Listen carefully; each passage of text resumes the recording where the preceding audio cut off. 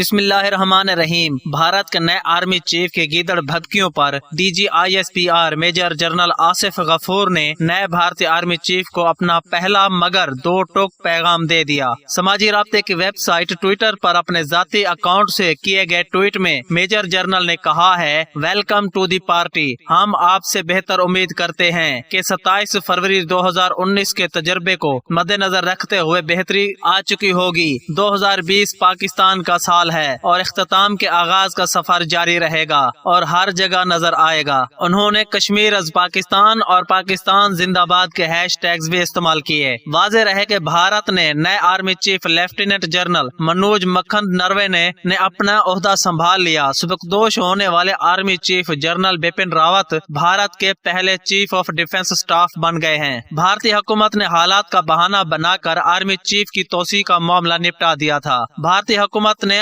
Army act میں ترمیم کر دی تھی۔ آرمی ایکٹ میں ترمیم کے بعد جنرل بپن راوت کی چیف آف ڈیفنس اسٹاف بننے کی راہ ہموار ہو گئی تھی۔ بذریعہ ایگزیکٹو آرڈر ہونے والی ترمیم کے بعد مدت ملازمت کے لیے زیادہ سے زیادہ عمر کی حد 65 برس کر دی گئی ہے۔